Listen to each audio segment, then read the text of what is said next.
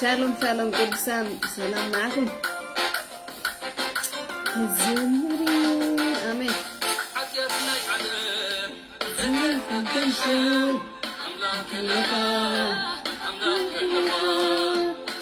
ትዕግስቲ አንተንቢሮም ትጻረርካ ልብ ተዋረካለይ አሳር መከራ ዘደናስለይ ከተጠብቆ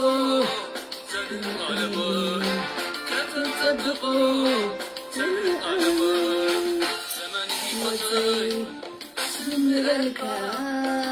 ሰለፉ ከመስግነካ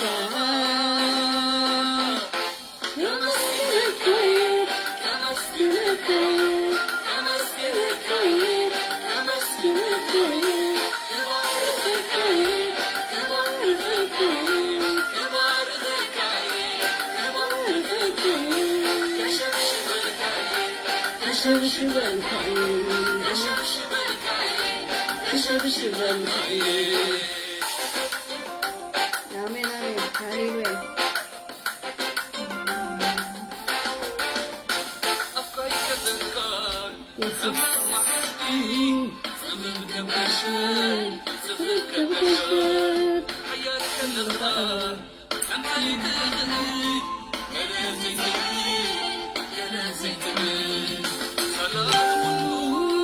ተሳወርካለይ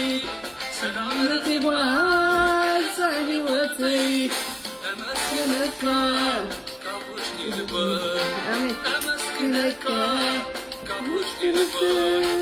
አመስግኖትካ ከተተክለኒ ናኩካ ስኪለኒ ከምሲተኩን አድርኒ ዘይንሙር ኮይኑስ አድርኒ አሜን ከዘምረልካ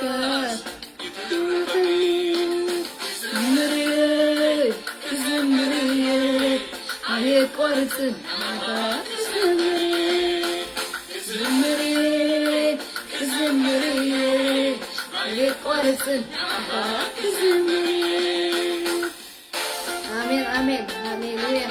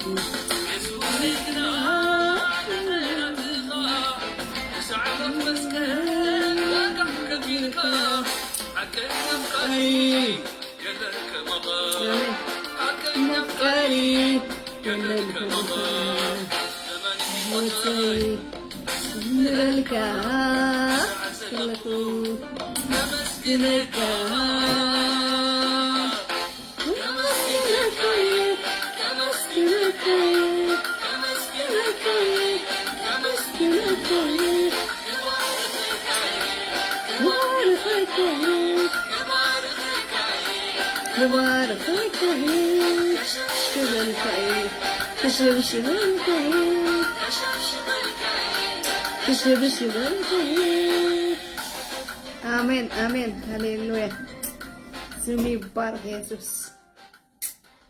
አምላክ ገለነ ኢየሱስ ሁሉ ዘፈን ሃሌሉያ ስለና ግን ተፈይኑ ተዋሪዱ ሃሌሉያ ስሙ ይባረክ እግዚአብሔር አሜን ሃሌሉያ ኢየሱስ ክርስቶስ ወይታ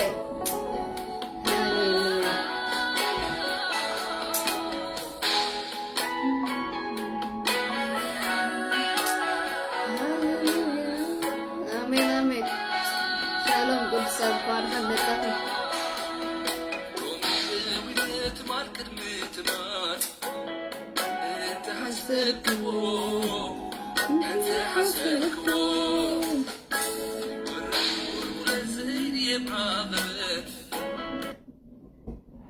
ኢየሱስ ጌታ ስም ይባረክ። አሜን። ሻሎም በረከት።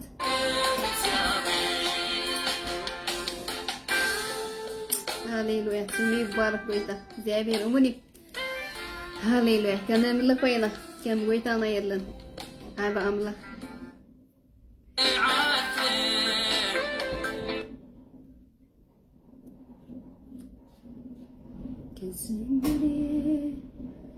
كزمري أي قارتن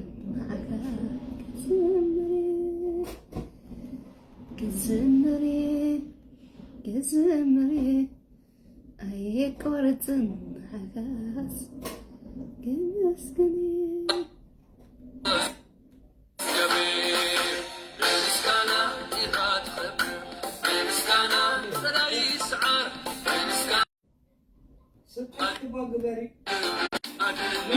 تعال نلاقي سلام سلام وفات እግዚአብሔር ባረኩም ንጎይታ ንወልሶለና ነልፎለና ስሚ ባረክ ሃሌሉያ አይቆርጥን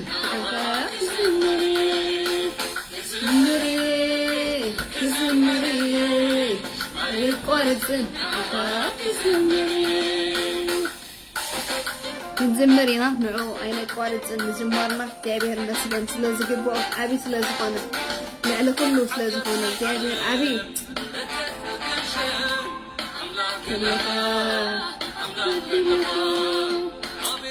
بستي كم حبيرو كسر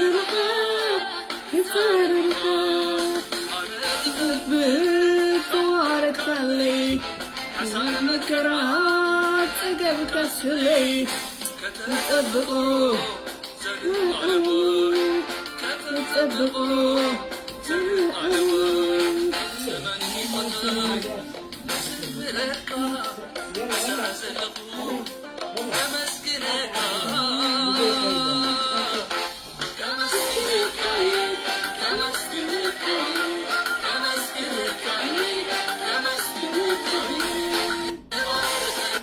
شالوم بركات እግዚአብሔር ይመስገን ነው ሕጁን ለው ማዓት ዝሪው እግዚአብሔር ይባረክ ወይታ ሰናዩ ቋልሐን መጣኩም ወንጌል ዮሐንስ ምዕራፍ 8 በኢስራን ሓደን ግብሬና ግብርና አምላክ ይኩን ኢየሱስ ጎይታ እግዚአብሔር ሰናዩ ምስል መኽረድ አናይ አምላክና ረዳ ይስሆነ አምላክ ስሙ ይባረክ ሃሌሉያ ጎይታ ነመስግነካ ንባርከካ አለና ስለት ምህረትካ ተመስገን ስለት ሰናይካ ተመስገን ስለት ረድኤትካ ተመስገን بشم يسوع كريستوس እግዚአብሔር ንስራ ዓባ አምላክ ይካሞ ተመስገን አም ነፍስ ወከፋትና 33 ሳሚቲ ፍረ بشم يسوع كريستوስ ኩሉ ዝቃወም ዘበለ ድማ ነፍርሶለና ምክር ጫልማት ምክር አጋንንቲ ምክር ጠንቋልት ኩሉ بشم يسوع كريستوስ ሃሌሉያ ነፍርሶ አሎና እግዚአብሔር ንሱ ንበይኑ ይክበር ንበይኑ ይረአ በጌታ በኢየሱስ ክርስቶስ ስም ቃል አምላክ ዝመዕድ ዘጻናነ ዘሃንጽ እግዚአብሔር ይመስገን ዝፍውስ ጎይታ ይባረክ ሃሌሉያ ለሞን ዕድል ስለዝሃበና ጎይታ ክንምሃሪና ሽርክ ንገብሪና ግብሪ ንስሙ ይኹን አምላክ ዓቢይ ልዕለ ኩሉ ዝኾነ ጎይታ ስሙ ብሩኽ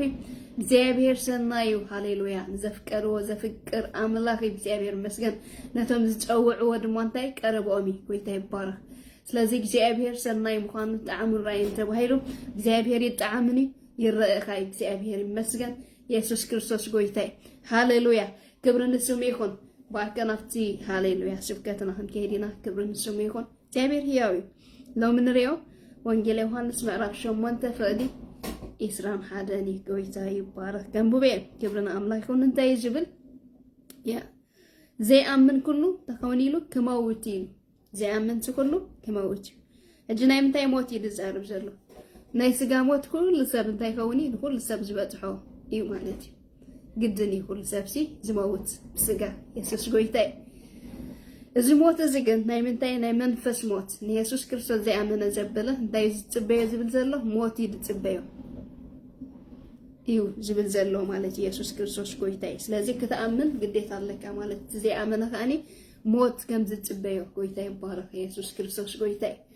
ስለዚህ ክትአምንታ ያለካ ግዴታ አለካ እግዚአብሔር መስገን ቃል አምላክ ሁሉ እንታዩ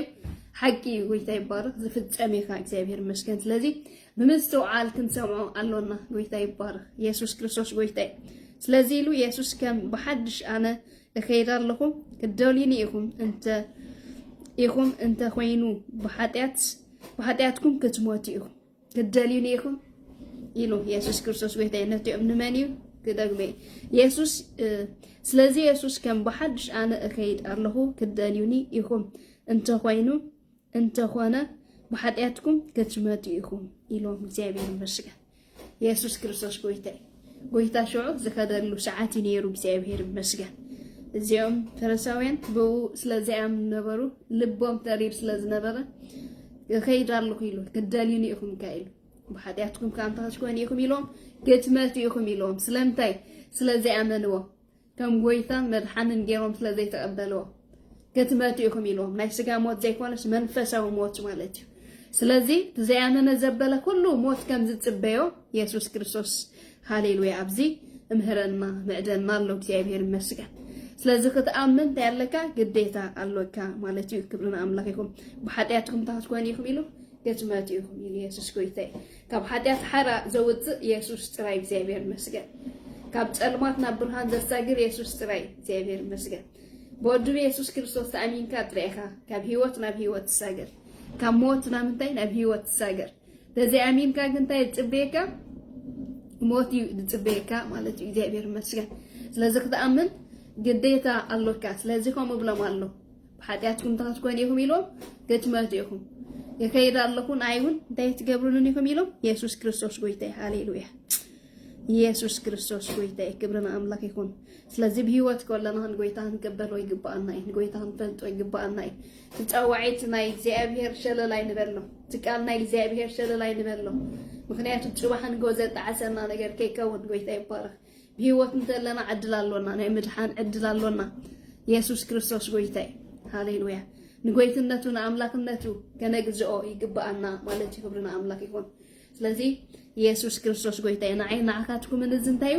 አብይ ትምርቲ ማለት እዩ ክብሪ ንስሙ ይኹን እግዚአብሔር አብይ ሃሌሉያ ያ ሃሌሉያ ናፍቲ አነ ዝኸዶ ንስኻትኩም ክትመጹ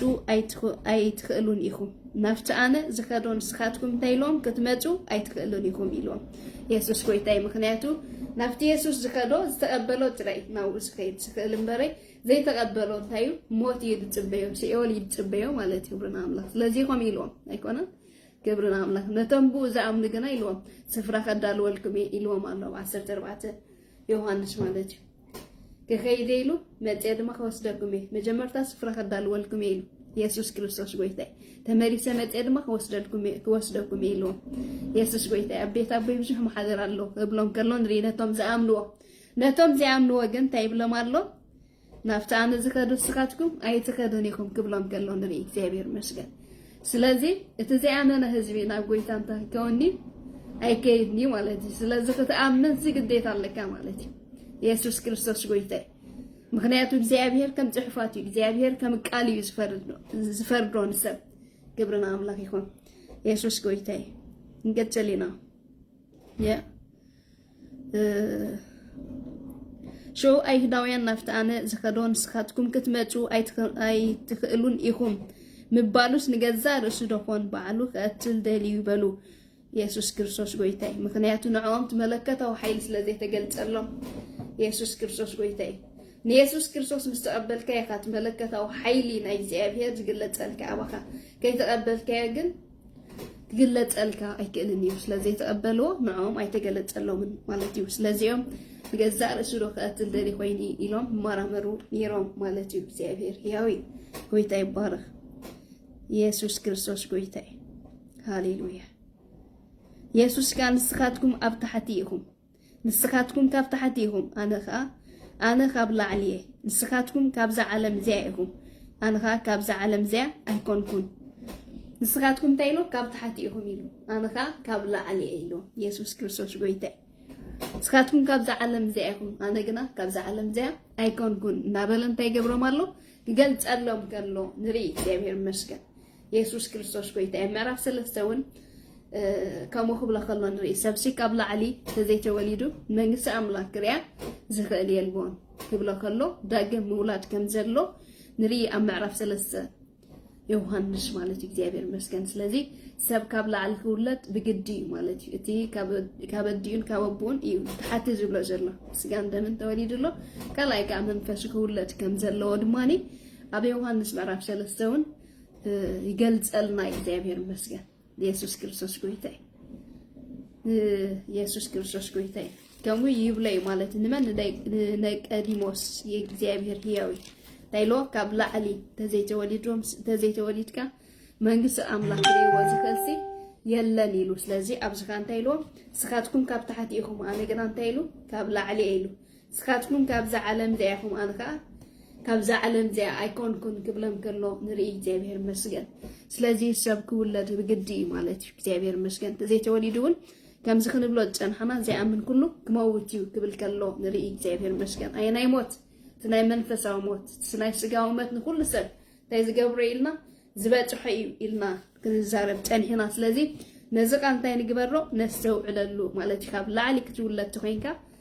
بوجب يسوع كريستوس تحت جبر اللوكا كتأمن اللوكا كتأمن قديتا كاي مالتي مئتوي من قصة سمايات مني يسوع كريستوس يو مالتي كتابير مسجا يسوع قويتاي كبرنا أملاك يكون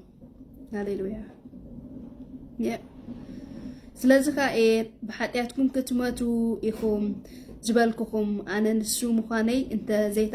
ዘይአመንኩም በኃጢአትኩም ክትመቱ ኢኹም ስለዚህ ኣብ ኃጢአትኩም ክትመቱ ኢኹም ዝበልኩኹም ምክንያቱ በኢየሱስ ክርስቶስ ስለዘይ አመንዮም ክትመቱ ኢኹም ዝብሎም ዘሎ ሞት ይድጽበየኩም ዘሎ ዝብሎም ዘሎ እግዚአብሔር ይመስገን ስለዚህ አነ ንሱ ምዃነይ ተዘይአመንኩም ክትመቱ ኢኹም ክብሎም ከሎ ንርኢ እግዚአብሔር ይባረክ ስለዚህ ኢየሱስ ወደ አምላክ መሆኑ ከተአመን ግዴታ ለካ ማለት ህይወት ክትረክብ ትቆይንካ ናይ ዘላለም ህይወት ክትረክብ ትቆይንካ ግደ ህልወካት ኮይን ፍታት መጽ ዓለም ጎይታ ይባረክ አፍታት መጽ መንግስቲ ኢየሱስ ከም ናይ ግል መድኃኒኻ ታት ገብረ ይግባ ክትቀበሎ ግዴታ አለካ ማለት እግዚአብሔር ይመስገን መሰል ክትረክብ ትቆይንካ መሰል ውልድነት እግዚአብሔር ይባረክ ሃሌሉያ በመን ክትአመን አለካ በክርስቶስ ክትአመን አለካ ማለት ስለዚህ ግዴታ አለካ ኢየሱስ ጎይታ እዚአምን ኩሉን ተኾን ኢሎ ከመውት ኢሎ አሎ አይናይ ሞት ይልናልና መንፈሳው ሞት ታትመጽ ዓለም ታትመጽ ኢየሩሳሌም ሲ አይወርስኒ ዘስም ኢየሱስ ክርስቶስ ጎይታ ሃሌሉያ ክብርና አምላክ ቃል አምላክ እንታይ ንጹሪ ጎይታ ይባረክ ንሕና ግን ብምስዋዕ እንታይ ንግበሮ ንስማዓዮ ብምስዋዕ እንታይ ንግበሮ ነስተንትኖ ክብርና አምላክ ይኹን ኢየሱስ ክርስቶስ ጎይታ ሃሌሉያ ሽዑ ንሳቶም ንስኻ መን ኢኻ በልዎ شو عند ساتهم نسخة مانيكا بلو إلونا እግዚአብሔር መስገን ኢየሱስ ጋ አነ እቲ ካብ መጀመር ተሒዘ ዝነበርኩ አነ ኢሎም ሽዑ ካብ መጀመር ተሒዘ ዝነበርኩ ኢሎም ኢየሱስ ክርስቶስ ጎይታ ቃል መጀመርታ ነበረት ቃል ድማ ኣብ አምላክ ነበረት ተባሂሉ ተጻሒፉሎ ይኮነ ካብ መጀመርታስ ነይሩ ጎይታ አነ ኢሎም ካብ መጀመርታ ዝነበርኩ ክብሎም ከሎ ንርኢ እግዚአብሔር መስገን ኢየሱስ ጎይታ ንስኻትኩም ዝዛረቦ ዝፈርዶን ብዙሕ አሎኒ ብዛዕባኹም ኢሉ ዝዛረቦን ዝፈርዶን ብዙሕ አሎኒ እቲ ዝለኣኸኒ ግና ሓቂ እዩ እቲ ካብኡ ሰማዕክዎካ ንዓለም ነግር ኣለኹ ኢሉ ነግር ኣለኹ በሎም ኢየሱስ ክርስቶስ ጎይታ ብዛዕባኹም ሲ ዝዛረቦን ዝፈርዶን ብዙሕ ነገር እንታይ ኣለዎ ኢሉ አሎኒ ኢሉ እቲ ዝለኣኸኒ ግና ሓቂ ኢሉ ጎይታ ይባረክ እዩ ነቲ ካብኡ ሰማዕክዎካ ንዓለም ነግራ ኣለኹ ኢሉ እግዚአብሔር መስገን ስለዚህ የቡ መልእክቲ ከብጽሕ መጽ ኢየሱስ ክርስቶስ ጎይታ ይባረክ ስለዚህ ሎም ብዛዕባኹም ብዙሕ ነገር ዝዛረቦን ዝፈርዶን ነይሩ ኢሎም ጎይታ ይባረክ ግን ኢሉ ዝለኣኸኒ እንታይ ሓቂ ኢሉ ጎይታ ይባረክ መን እግዚአብሔር ታይ አምላክ ሓቂ ጎይታ ይባረክ ኢየሱስ ክርስቶስ ጎይታ ሓቂ ኢሉ ነቲ ካብኡ ሰማዕክዎካ ንዓለም እንታይ ገብራ ኣለኹ ኢሉ ይነግራ ኣለኹ ኢሉ እግዚአብሔር መስገን ንሱ እንታይ ምዃኑ መንገድን ሓቅን ህይወትን ምዃኑ ንሱ ደገባጊዕ ምዃኑ ደገናይ መንግስተ ሰማይ ምዃኑ ጎይታ ይባረክ ሃሌሉያ ንዑይ ዝነግር ነይሩ ጎይታ ማለት ክብሪ ንስሙ ይኹን እግዚአብሔር ሰናይ ምሕረቱ ድማ ንዘለዓለም ዝነብር አምላክ እዩ ዘለና ጎይታ ይባረክ ስለዚህ ቶም ዘይአመንኩም ከተኣምኖ ግዴታ ኣለኩም ማለት ኢየሱስ ክርስቶስ ጎይታ እግዚአብሔር ሕያው ብኡ ዘይአመን እንተኸውን ኢሉ ኣሎ ሞት ይጽበየ ኢሉ ጎይታ ይባረክ ስለዚህ ነስተውዕለሉ ክብርና አምላክ ይኹን ሃሌሉያ ግብር ንስም ይሁን ቀጥለ ንሳቶም ብዛዕባ አቦ ከም ዝዛረብ አይፈለጥዎን ስለዚህ ኢየሱስ ንወዲ ሰብ ልዕል ምስበል ስለዚህ ኢየሱስ ንወዲ ሰብ ልዕል ምስ አበልክሞ አነ ንሱ ከም ዝኮንኩ ከምቲ አቦይ ዝምሃረኒ ከም ዝገብር እምበር ካብ ርእሰይ ሓንቲ ከም ዘይገብርን ሽዑ ክትፈልጥይኹም ኢየሱስ ጎይታይ ኢየሱስ ታይብላሎ ሽዑ አይሞተን ነይሩ እቲ ናይ ሞት ናይ መስቀልቲ ተፈጸመን ነይሩ ጎይታ ይባረክ ልዕል ምስበልኩ ግን ኢሉ ሽዑ እንታት ገብሩ ኢኹም ብሎም አሎ እግዚአብሔር ይመስገን ሃሌሉያ ስለዚህ ኢየሱስ ንወዲ ሰብ ልዕል ምስ አበልክሞ አነ ንሱ ከም ዝኮንኩ ከምቲ አቦይ ዝምሃረኒ ከም ዝገበርኩን እምበር ካብ ርእሰይ ሓንቲ ከም ዘይገበርኩን ሽዑ ክትፈልጥይኹም ኢሎም ሽዑ እንታት ገብሩ ኢኹም ኢሉ ክትፈልጥይኹም ኢሉ ካብ ርእሱ ከም ዘይተዛረበ ኢየሱስ ጎይታይ እግዚአብሔር ሕያዊ ክብርና አምላክ ይሁን ቃል አምላክ ሁሉ ይዘንታይ ሐቂ ዝፍጸም ድማ ጎይታ ይባረክ ናይ ሰብ መብርሕ ሁሉ ሰብ አብዛ ዓለም ዘሎ ሰብ ካምን ግዴታ አለው ማለት እዩ በዚያ አሚኑ አሞት ይክማላለስ አሞት ይክነብር ጽድቅ ይረክብኒ ማለት እዩ ሞት ይድጽበዮ ክብለና ጸኒሑ ግልጽ እዩ ስለዚህ ዝኾነ ዓይነት ሰብ ኢየሱስ ጎይታ ሰብ ዘበለ ምክንያቱ ኢየሱስ ንሙሉ ዓለም ይምታ ኮይኑሉ ሞይቱሉ ንኩሉ ዓለም በጃ ተኮይኑ ሓሊፍሉ ኢየሱስ ጎይታ እግዚአብሔር ሕያዊ ደሙ ከፊሉሉ ስለዚህ ከአምኖ ግዴታ አለዎ ምክንያቱ ህይወት ክረክብ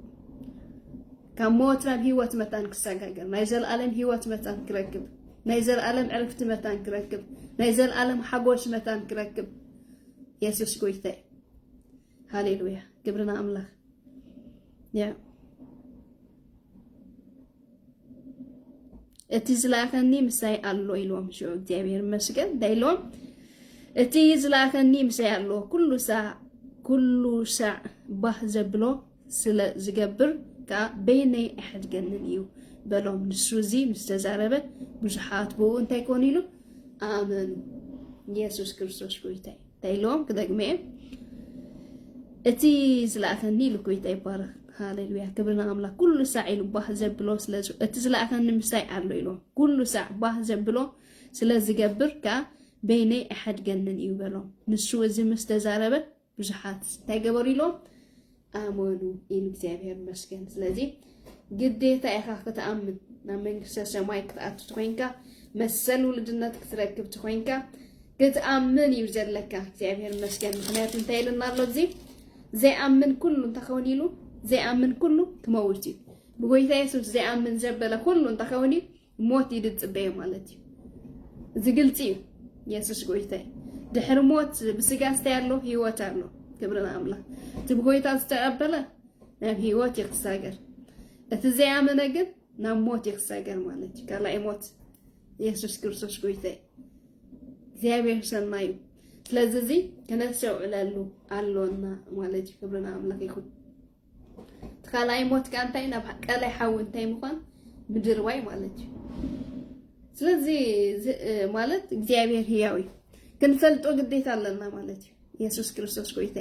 እግዚአብሔር በሁሉ ቋንቋታት በቋንቋና ገይሩልና ክንምርምሮ ቃሉ ክንፈልጦ ቃሉ እንዳለና ግዴታ አለና ማለት እዩ እግዚአብሔር መስገን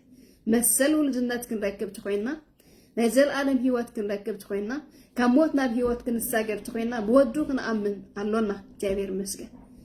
ምክንያቱ ከምይ ዝብል ዘሎ ዝቃት ጎይታ ይባርክ ዘይአምን ኩሉ ተከውን ኢሉ ክመውት ኢሉ አና ይሞት ኢልና መንፈሳዊ ሞት ማለት እዩ ድሕሪ ብስጋ ሞት ህይወት አለ ጎይታ ይባርክ ኢየሱስ ክርስቶስ ጎይታ ምክንያቱ አብ ዮሐንስ ምዕራፍ 1 ውን ታይብል መስለኩም መሰል ውልድነት መን ይዝቀበል ክንደይና ብሲ ምክንያቱ ዘይአምን ዘበለ ሁሉ ተከውን ይልና ኣለና ክመውት እዩ ዘአመነ ግን መሰል ውልድነት ይቀበል ጎይታ ይባርክ ኢየሱስ ክርስቶስ ጎይታ አብ ዮሐንስ ምዕራፍ 1 ተንበልኩም ክብርና አምላክ ይሁን ኢየሱስ ጎይታ ሃሌሉያ ጎይታ ይባርክ ሃሌሉያ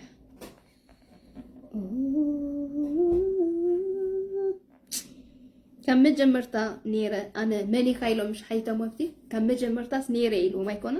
زي أحد قبلكم أنا قال بقدموا نبرة تقال دما أب أملاك نبرة قالون أملاك نبرة نسو قدم أب أملاك نبرة بو كله تفترة كاب تستفترة زبالة دماب زي بو حنتو كواز تفترة يلبان هيوت أبو نبرة تهيوت كان تايلو برهان السب نبرة برهان ون أب تعلمات يبره تعلمات كنا أي سعرون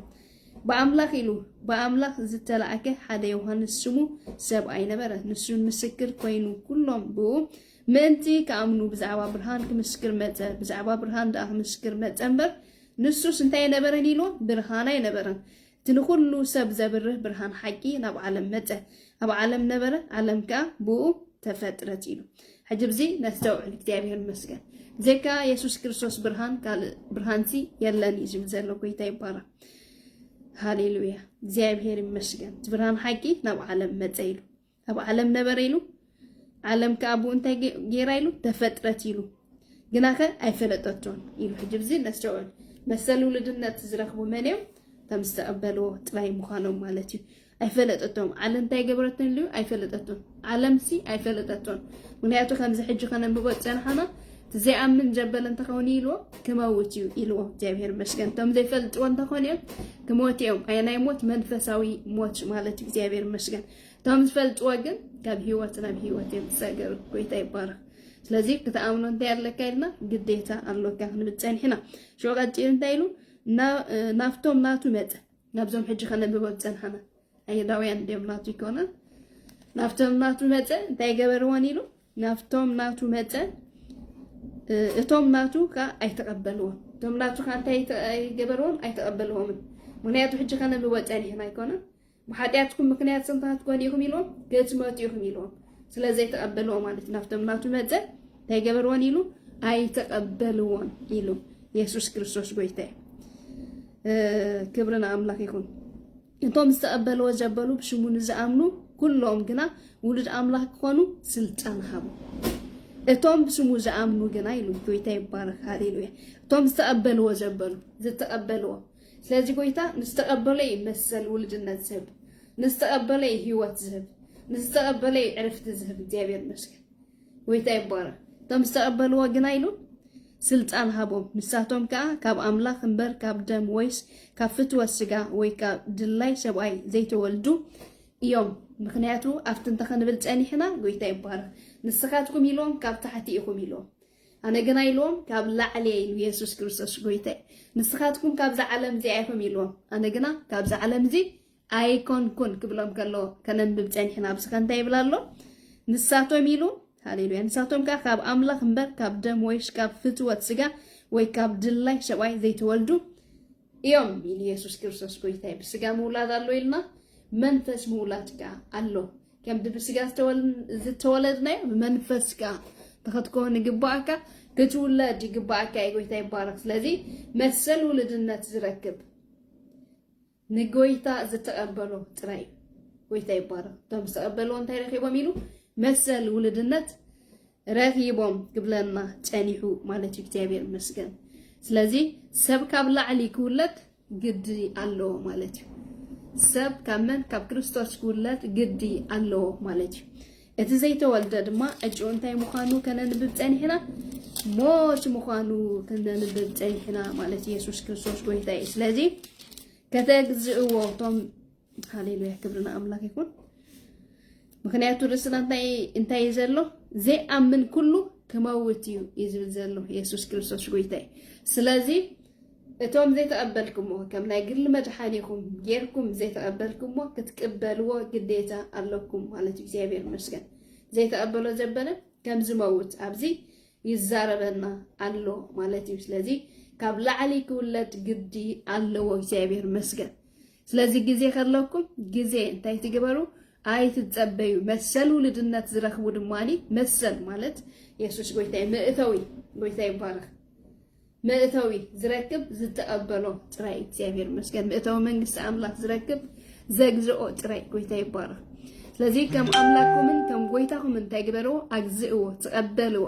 ተማዓልቲ ሕጂያ ጎይታ ይባረክ ኢየሱስ ጎይታ ቃል አምላክ እንታይ ሐቂ አይንላገጽ ኢየሱስ ጎይታ ጊዜ የለም ጎይታ ከመጽ ጎይታ ይባረክ ስለዚህ በህይወትና እንታይ ንኹን አይንላገጽ ጎይታ ይባረክ ኢየሱስ ጎይታ እግዚአብሔር ሕያው ሲኦል አሎ ገነት አሎ ሓቂ መጽሐፍ ቅዱስ እንታዩ ተጻሒፍልና አሎ ጎይታ ይባረክ ስለዚህ ኣብ ገነት ክትነብር ተደሊካ ኣብ ህይወት ክትነብር ተደሊካ ናይ ዘለዓለም ህይወት ክትረክብ ተደሊካ ጎይታ ኢየሱስ ከም ናይ ግሊ መድሓኒካ እንታይ ግበሮ ተቀበሎ ጎይታን ኣምላክ ንምዃኑ እንታይ ግበሮ ኣግዛእዮ ንዕንበይኑ እንታይ ግበሮ ተገዛእዮ ኣብኡ እንታይ ግበር ንበር ኢየሱስ ክርስቶስ ጎይታ እግዚአብሔር ህያዊ ምክንያቱ ብዝ እንታይ ይብላሎ ዘይኣምን ኩሉ ክመውት ትመንዎን ጎይታ ዝእመን ጎይታ ጥራይ ተግዝእዎ ጎይታ ጥራይ ካልእ ዝእመን የለን ኢየሱስ ክርስቶስ ጎይታ ስለዚህ በሓደ ወድ ዝኣመነ ኩሉ ናይ ዘለዓለም ህይወት ኣለዎ ይዝብለና እግዚአብሔር ይመስገን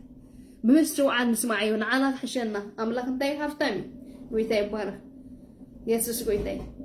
ንዓኻ ክሕሸካ ግን እንታይ ትገብሮ ንጎይታ ተቀበሎ ህይወት መታን ክትረክብ ናይ ዘለዓለም ዕርፍቲ መታን ክትረክብ ካብ ህይወት ናብ ህይወት መታን ክትሳገር ኢየሱስ ጎይታ እግዚአብሔር ይመስገን ስለዚህ ናይ ላግፂ ዘመን ኣይኮነ ኣይንላገጽ ኣይነሽቃዕልል ብምስዋዕ ንስማዓዩ ጎይታ ክዛረበና ከሎ ጎይታ ክዕድመና ከሎ ሸለል ኣይንበሎ ልብና እንታይ ይኹን ኣይትረር ኢየሱስ ጎይታ ልብና እንታይ ይኹን ኣይትረር ጎይታ ይባረክ ሃሌሉያ ልብና እንታይ ንግበረሉ ንኽፈተሉ እግዚአብሔር ህያዊ ኢየሱስ ክርስቶስ ጎይታ ምክንያቱ ዘዓለም ዚኣስ መሰጋገሪት ናፍታት መጽ ዓለም ኢየሱስ ክርስቶስ ጎይታ ስለዚህ ናፍታት መጽ ዓለም ክትሳገር ተደሊካ መሰል ውልድነት ትረክብ ተደሊካ ንጎይታ ከም ናይ ግሊ መድሓኒካ እንታይ ግበሮ ተቀበሎ ጊዜ ኮለካ ጊዜ ኣይትጸበ ከም ኣምላክን ጎይታኻ እንታይ ግበሮ ኣግዛእዮ ኣብኡ ድማ እንታይ ግበሮ ኣብኡ ተመላለስ ንበይኑ ንዑ እንታይ ግበሮ ስገደሉ ንበይኑ ንዑ እንታይ ግበር ኣግዛእዮ ኢየሱስ ክርስቶስ ጎይታ ንበይኑ ካልእ ማለት ዘይብሉ ማለት እሱ ንጉስ እሱ ጎይታ እሱ መድሓኒ ንሱ ልዕሊ ኩሉ ጎይታ ይባረክ እግዚአብሔር እንታይ እኩል ጎይታ ይባረክ ሃሌሉያ ኢየሱስ ጎይታ ስለዚህ ንስም ኢየሱስ ታይግበር ተንበርከኽ ብስም ኢየሱስ ታይግበር ተንበርከኽ ኢየሱስ ክርስቶስ ጎይታ ምዃኑ እንታይ ግበሮ ኣውጆ ጎይታ ይባረክ ስለዚህ ክብርና ኣምላኽ ይኹን እዚ ቃል ክንምሃሮ ጨናሓና ኩሉ እንታይ ዝፍጸም ሓቂ ጎይታ ይባረክ ስለዚህ ጊዜ ከለኩም ጊዜ ኣይትጽበዩ ንጎይታ ከም ናይ ግሊ መድሓኒኩም እንታይ ግበሩ ተቀበልዎ ታመዓልቲ ምድሓን ሕጂኣ ይዝብለና ጽባሕ ኣይኮነትን ሕጂ ብህይወት ኮለካ ምክንያቱ ጎይታ ክመጽእ ኢልና ኣሎና ንሕና መዓስ ከም ንከይድካ ይንፈልጥኒና ውሕስነት ክልወካ ትኮይኑ ንጎይታ ከም ናይ ግሊ መድሓኒካ ተቀበሉን ኣግዛእዩ ኢየሱስ ጎይታ ልብኻ እንታይ ይኹን ኣይትረር እግዚአብሔር ህያዊ እግዚአብሔር ሰናዩ ሃሌሉያ ነቶም ዝቀርቦካ ቀረቦም ናይ ምሕረት ኣምላኽ ዝምሕሪ ኢየሱስ ጎይታ ለዚ ናይ ላግጽ ዘመን ኣይኮነን ናይ ሽከዓላል ዘመን ኣይኮነን ጊዜ ኮለና ጊዜ ኣይንጸበ ምክንያቱ እግዚአብሔር ጽባሕ ንጎ ብቃል እዩ እንታይ ገብርና ክፈርደና ማለት እዩ ምክንያቱ እንታይ ዝብል መጽሐፍ ህይወት ድማ ተገንጸለ ብለና እግዚአብሔር መስገን ኣብ ራእይ ዮሐንስ ኣብ መጽሐፍ ህይወት ተጻሒፉ ዘይተረኸበ ድማ ናፍቲ ቃላይ ሓዊ ተደረበየ ብለና እግዚአብሔር መስገን ኢየሱስ ክርስቶስ ጎይታ ስለዚህ ኣብ መጽሐፍ ህይወት ክትጽሓፍ ተኮይንካ ብስሙ ክትኣምንን ከተግዝኦን ኣለካ ገብሪ ንኣምላኽ ይኹን ኢየሱስ ክርስቶስ ጎይታ እዚ ቃል እዚ ንብዙሓት ክባርኽ ንብዙሓት ከናግፍ መታን ቃል ኣምላኽ እንታይ ዘናግፊ ቃል ኣምላኽ ካብ ክልተ ዝኣፍ ሴፍ ዝበልሕ እዩ ተባሂሉ ተጻሒፍሎ ቃሉ ልኡ ክፈወሶም ካብ ጎዳጉዶም ድማ ኣናግፎም ቃል ኣምላኽ እንታይ ዝገብር እዩ ዝፍውስ እዩ ዘናግፊ ዘጥዕ እዩ ጎይታ ይባረኽ ስለዚ ሸር ንበሎ ጎይታ ይባረክ ኢየሱስ ክርስቶስ ጎይታ ንስኻትኩም ብሩኻትኩም ለማዓንት እንታይ ነይሩ መልእክትና ዘይኣምን ኩሉ ክመውት ምክንያቱ ተሓቅታት ንሰባት ከተፍልጦም ኣለካ እግዚአብሔር ይመስገን ካልእ ዝፍለጥ ሓቂ የለን ቃል ኣምላኽ እንታይ ሓቂ ጎይታ ይባረክ ኢየሱስ ክርስቶስ ጎይታ ጽባሕ ንጎ ምክንያቱ ናትካ ውሳነ እግዚአብሔር ናይ ፍቃድ ኣምላኽ ይዛረብ ኣሎ ብዝተፈላለየ ገይሩ ሰብ እግዚአብሔር ብሰብ ይሰርሕ ኣይኮነን ጎይታ ይባረክ ክትሰምዖን ክትስዕቦን ክትቅበሎን ግን ናትካ ፍቃድ ምክንያቱ እግዚአብሔር ፍቅሪ ጎይታ ይባረክ ይጽበየካ ክሳብ ህይወት ዘለካ እንታይ ኣለካ ዕድል ኣለካ ምስ ህይወትካ ግን ፍርዲ ይጽበየካ ምክንያቱ ንሰብ ሓንሳ ሞት ብድሕሪኡ ድማ እንታይ ኢሉ ፍርዲ ኢየሱስ ክርስቶስ ጎይታ ዝጽበዮ ስለዚ ምስ ሞተ ካልኣይ ዕድል የብሉን ብህይወት ከለካ ግን እንታይ ኣለካ ዕድል ኣለካ ክትቅበሎ ከተግዝኦ ኢየሱስ ክርስቶስ ጎይታ ዕድል ኣለካ ስለዚ ኣይንላገጽ ኢየሱስ ጎይታ ብምስዋዕ ንስማዓዮ ኢየሱስ ክርስቶስ ጎይታ ምክንያቱ معنا كحشنا نتام እግዚአብሔር ይመስገን ጎይታ ሰናይ ጎይታ ባረኩም ኣብ ህይወትኩም ኣብ ዘመንኩም ተባረኹ ኣመጣውኩም ሙጻኹም ተባረኹ ኩሉ ዝኣስረኩም ዝሕዘኩም ዘበለ ብሽም ኢየሱስ ክርስቶስ ይወደቀይኩም ኣእምሮኩም ይከፈት ምስውዓልኩም ይከፈት በጌታ በኢየሱስ ክርስቶስ ስም ጸልማት ዘበለ ሁሉ ይገፈፍ ዝሕዘኩም ዝኣስርን ዘበለ ሁሉ ይገፈፍ ብሽም ኢየሱስ ክርስቶስ ምስውዓልኩም ዝተከፍተ ይኹን ንስኻትኩም ቡሩካቲኩም እግዚአብሔር ኣዕዚዙን ኣብዚሑን ይባረኩም ተነይ ምድሓን መዓልቲ ሕጅያ ሎሚ ጽባሕ ኣይንበል ጎይታ ይባረክ ጊዜ ኮለና ጊዜ ኣይንዓድግ እግዚአብሔር ይባረኩም ሻሎም